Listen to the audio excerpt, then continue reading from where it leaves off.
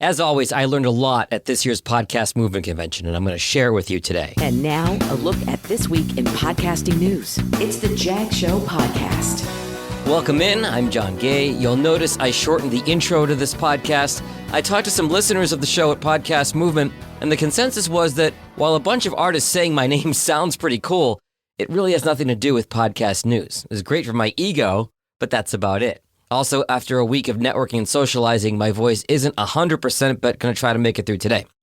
Podcast Movement started out with Kate Erickson of the successful podcast Entrepreneur on Fire. She talked about podcast workflow in 4 steps: idea, commitment, support, and plan. She also discussed tools like an application form for guests, an online scheduler, Google Alerts, and more. My big takeaway was the Google Alerts. If you find yourself coming up short on topic ideas for your podcast, use Google Alerts for the topic of your show.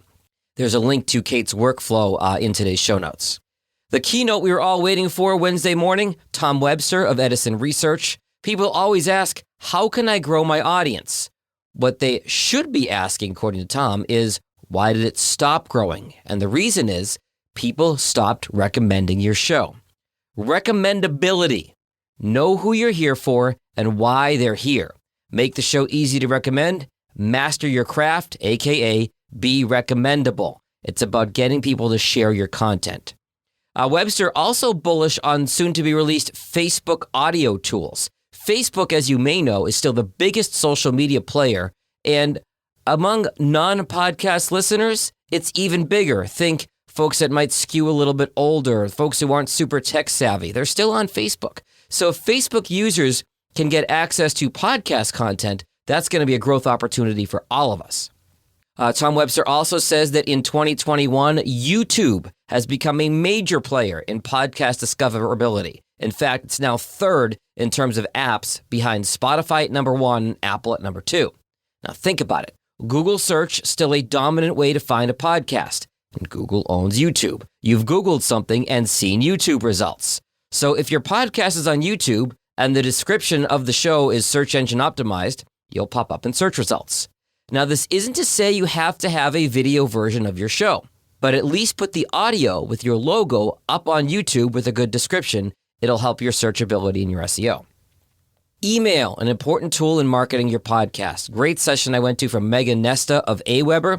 Social media is great, but if you post your podcast on social with nowhere else, you're dependent on somebody else's algorithm to show up to people. Email will let you reach your audience directly, and you can, of course, see data on open rates and click-throughs. It's also a great way to build a personal connection for your brand and offer bonus content. You should have an email list for your podcast. Another great Wednesday session, Todd Cochran from Blueberry. Having a website for your podcast, absolutely crucial. Now, I caught Todd in the Starbucks line the next morning. He told me that you don't have to have a separate website for your show if it's a branded podcast and you're trying to direct people to your website like I do.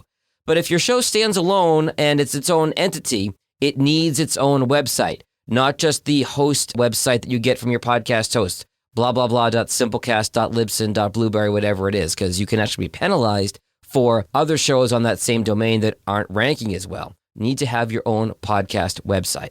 However you do it, whether it's on your own website or through your podcast website, with Google search so big, search engine optimization, SEO, that is key.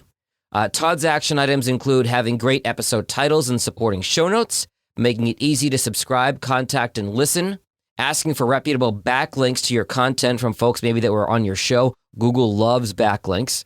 And making sure that your website is not just mobile friendly, but mobile first. It's got to show up well on a mobile device. People are consuming more and more web content on mobile as opposed to desktop at this point. As Wednesday wrapped up, I saw my buddy Jay Nacklis from Coleman Insights talking about using blue ocean strategy to find your podcast niche. If you don't know the blue ocean analogy, red ocean is where the sharks are looking for chum, but blue ocean, wide open with endless possibilities. So for example, your science podcast might have a lot of competition, but if you focus in on just chemistry, you'd be more unique. Jay's other analogy, there are podcasts about the Golden State Warriors, but none specifically about Steph Curry. If you niche down your podcast, you've got a greater chance of success. Thursday's opening keynoter was Shark Tank entrepreneur Mark Cuban. He and co-founder Fallon Fatemi, I think I'm saying that right, were talking about their Fireside platform. Now, the idea behind Fireside is that you'll get better real-time analytics than podcast hosts. But I gotta say, the whole session turned into an infomercial, real turnoff, where Fallon and Mark kind of became pigeons, and they made podcasting their park bench. This is in front of an audience of podcasters. Read the room, guys. Not only did you shamelessly plug your new adventure, you insulted your audience in the process. Probably even less likely to check out Fireside now. I was not alone, also from people talking to you in the hallway. Very poorly received. On the flip side, my highlight Thursday was Rob Walsh from Libsyn and his annual, "Yes, that marketing advice for your podcast is BS." His 2021 version, very informative, a lot of takeaways here. Now, I've spent a lot of time dunking on Apple Podcasts in this show in recent weeks, but according to Libsyn stats from Rob, they are still far and away number one for podcast consumption. And part of the reason is there's 120 different podcast apps that pull from Apple. So while Spotify is spending money grabbing headlines and is, in my opinion, a better user experience, Apple is still king. Your podcast has to be on Apple Podcasts. Now, when you start a podcast, it might be intimidating when you hear that there are now 2.3 million podcasts out there. Well, guess what? The number of active shows, declining. Of those 2.3 million shows, only 322,000 have done at least 10 episodes and are still actively creating content. That is only 14% of the whole ecosystem. Your competition, not as stiff as you might think. Next myth from Rob Walsh that he busts, your podcast needs to be on video. I mentioned this earlier. Not true. Many, in fact, most of the top podcasts in Apple are audio only. Now, we have more time in the day to consume audio than we do video because audio is more portable. So audio should be your priority. Now, again, good to have a presence on YouTube, but that can be as simple as just uploading your audio with a logo. Be on YouTube, but you don't necessarily have to have video of your show. Rob also had some best practices to share from Apple Podcasts. Number one, the first 30 seconds of your most recent episode are your most important. That's what someone's going to hear first. Also, don't worry about picking a third category in Apple. 2 is fine. The third is not as important. Make sure you fill out your copyright field and your content rating. That's whether you're explicit or not. Those are very important to Apple. And while you can swear in your show, don't swear in your title or your description. Apple's bots can boot you for that. Submit your trailer to Apple Podcast 30 days prior to your show's launch if possible. It's rare that it's going to take that long for Apple to list you, but if you're planning a marketing campaign around launching your show, you want to be sure that that show exists before you promote it.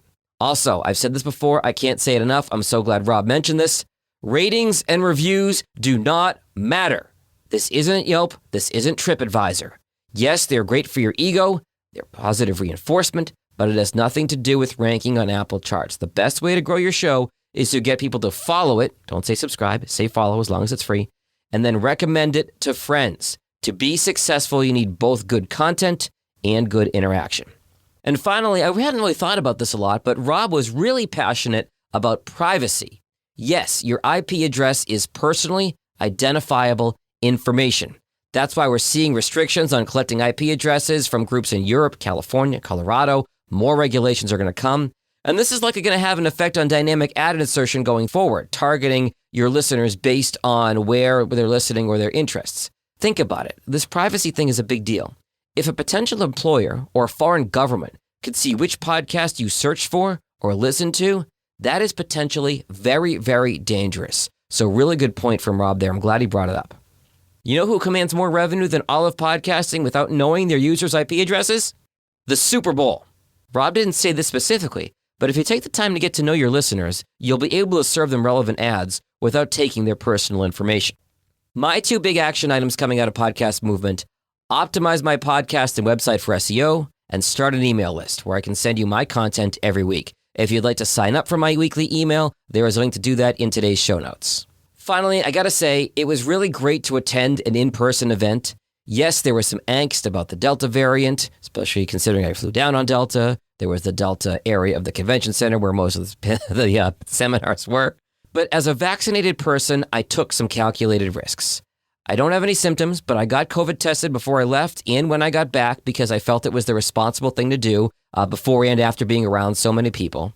Seth Ressler from Jacobs Media did a great write-up on the weirdness of attending an in-person event at this stage in the pandemic. That is linked in from today's show notes. And I'll wrap up by saying this: There were so many panels at Podcast Movement that I wanted to attend, but I couldn't because of time constraints or running concurrently with other seminars. I bought the virtual pass. I have a lot more seminars to watch when they get released, the videos online later on. And once they are posted online, I'm going to have more to consume and hopefully more to report back to you. As always, if you need help with your podcast, you can find me at jagindetroit.com.